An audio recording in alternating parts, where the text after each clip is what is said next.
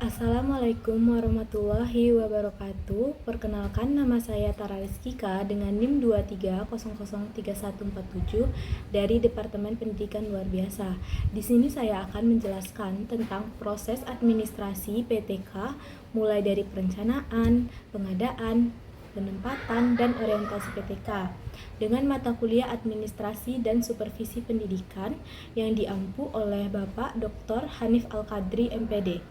Kali ini kita akan membahas terkait dengan pendidik dan tenaga kependidikan atau bahasa singkatnya yaitu PTK. Akan muncul di pikiran kita siapa PTK itu, siapa pendidik, dan siapa tenaga kependidikan yang dimaksud. Kenapa mereka perlu dikelola dan untuk apa mereka dikelola.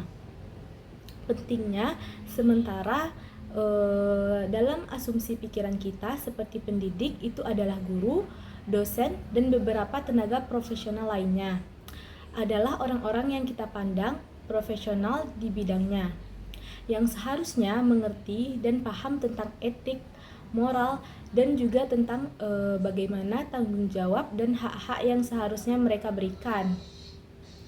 Sekarang kita kenali siapa itu pendidik dan siapa juga itu tenaga kependidikan.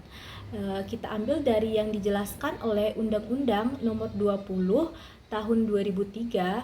Di situ dengan sangat jelas dipublish untuk bisa dipahami bahwa tenaga kependidikan itu adalah mereka atau anggota masyarakat yang mengabdikan diri kemudian diangkat untuk menunjang penyelenggaraan pendidikan.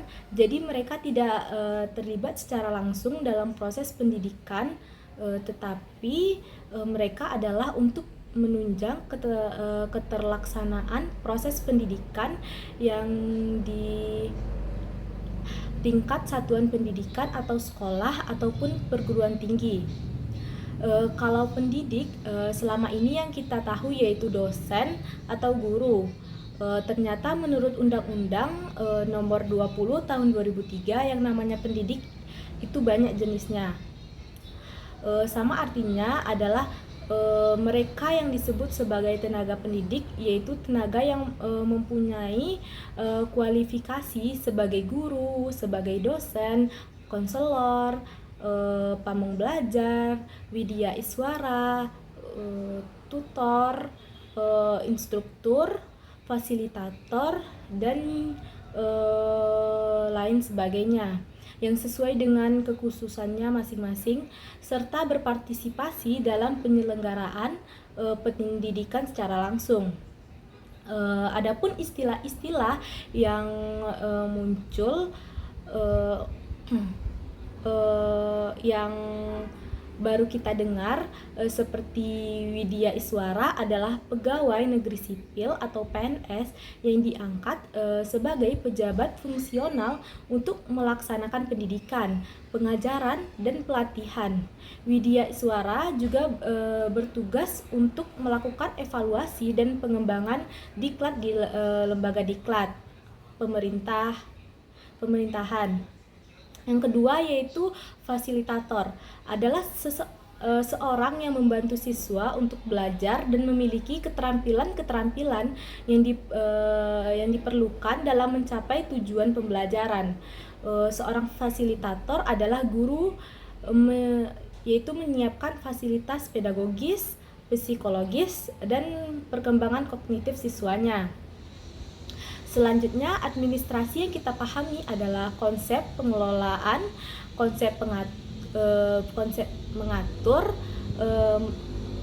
yaitu mengelola sebuah proses bentuk aktivitas yang harus dilakukan oleh lembaga pendidikan, apakah di sekolah maupun di perguruan tinggi, mulai dari tenaga pendidik dan kependidikan itu masuk dan diterima di lembaga kita sampai akhirnya berhenti atau disebut dengan pensiun melalui perencanaan SDM, mulai dari perekrutan, seleksi, penempatan, pemberian kompensasi, tunjangan, penghargaan, gaji, latihan, dan pengembangan.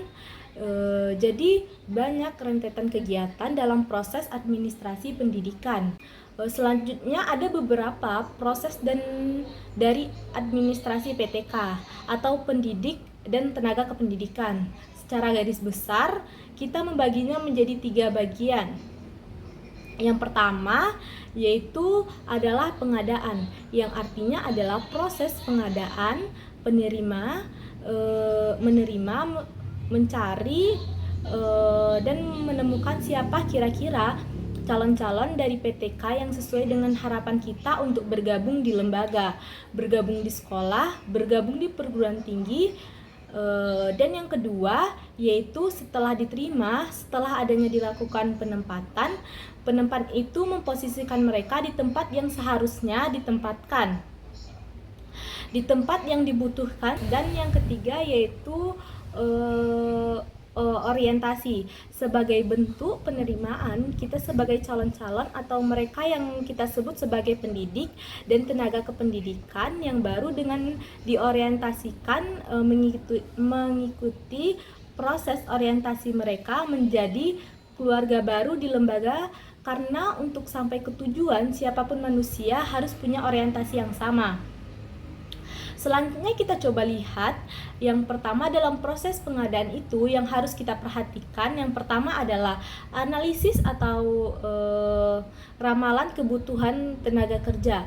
Jadi proses penerimaan dan dari semester ke semester, dari tahun ke tahun bukan ditentukan oleh keinginan lembaga, keinginan kepala sekolah, keinginan rektor, tetapi berdasarkan analisis kebutuhan guru yang tidak ada, apa yang kita tidak punya, pengembangan ini dalam rangka ini. Jadi guru yang dibutuhkan dan diperlukan, ternyata ada guru yang sudah pensiun, ada dosen yang sudah pensiun, dan ada juga yang meninggal dunia. Ini harus diisi, dan yang paling menentukan adalah rasio dosen dan mahasiswa atau rasio guru dengan siswa. Apakah sudah ideal? Paling tidak jangan sampai rendah terlalu jauh, karena dalam proses pendidikan perbandingan antara guru dan siswa atau satu dosen dengan sekelompok mahasiswa itu ada aturan mainnya yang jelas. Secara psikologi, ini menjadi dasar pertimbangan penerimaan PTK di sebuah perguruan tinggi ataupun di sekolah. Jadi bukan hanya asal terima berdasarkan kebutuhan. Yang kedua yaitu kegiatan dalam pengadaan itu adalah rekrutmen. Kalau sudah dianalisis, kita perlu kemudian diuraikan sedemikian rupa, sedemikian banyak yang harus ada di tempat di prodi ini, di jurusan ini, di mata pelajaran ini, di kuliah ini, atau pegawai di bagian ini, maka dilakukan rekrutmen penerimaan. Titik penerimaan rekrutmen ini juga panjang. Yang pertama ada analisis syarat yang dibuat, kemudian ada perbincangan dengan tim terkait dengan seperti apa harapan kita atau orang-orang yang akan kita terima sebagai pendidik dan tenaga kependidikan di lembaga kita. Setelah rekrutmen, kita lakukan seleksi dalam rangka menentukan yang terbaik di antara yang baik. Nah, tapi seleksi yang ditentukan sesuai dengan standar yang ditetapkan, dan itu diberikan atau dipilih berdasarkan siapa yang paling memenuhi syarat, artinya prioritaskan sesuai dengan aturan yang terbaik. Maka yang terbaik inilah harusnya diterima, meskipun dalam proses pembelajarannya di lapangan, apakah di sekolah atau perguruan tinggi, tidak semuanya seperti yang diharapkan. Yang kedua yaitu penempatan setelah diadakan dan mereka sudah terdaftar, mereka sudah melamar, dilakukan rekrutmen, seleksi, dan mendapatkan calon-calon terbaik yang akan bergabung sebagai tenaga pendidik dan tenaga kependidikan di sekolah dan perguruan tinggi atau lembaga. Kemudian penempatan yaitu proses penempatan mereka yang diterima di tempat yang memang dibutuhkan sesuai dengan latar belakang, sesuai dengan kebutuhan, sesuai dengan jabatan untuk dilegalisasikan tugas-tugasnya yang seharusnya memang jadi bagian dari keahlian skill mereka. Yang ketiga yaitu adalah orientasi, yaitu harus dilaksanakan sekaligus untuk menyatakan bahwa mereka para calon yang sudah diseleksi, yang sudah diterima melalui proses rekrutmen yang panjang, itu betul-betul diterima sebagai sebuah keluarga, sebagai anggota keluarga baru dengan orientasi diatasi berbagai macam keraguan. Ketika sudah menjadi seorang pendidik dan tenaga kependidikan, minimal Anda akan mendapatkan 3 hal. Yang pertama adalah gaji, yang kedua tunjangan, dan yang ketiga yaitu penghargaan. Adapun yang lain selain 3 hal itu yang tadi yang akan menjadi hak kita para PNS untuk karyawan dimanapun, di lembaga manapun, yaitu cuti. Sekarang kita lihat cuti PTK itu pendidik dan tenaga kependidikan menurut Undang-Undang Nomor 13 Tahun 2003 Pasal 79 Ayat 2 yang dijelaskan seorang pekerja, seorang pendidik dan tenaga kependidikan punya hak cuti tahunan, dan itu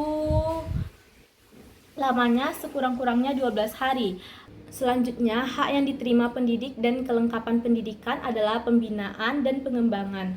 Adalah usaha dan meningkatkan kemampuan teknis, dan kita sebagai pegawai, sebagai pendidik dan tenaga kependidikan meningkatkan dan mengembangkan secara teoritis, konseptual dan moral keseluruhan dengan kebutuhan pekerjaan atau jabatan melalui pendidikan dan latihan.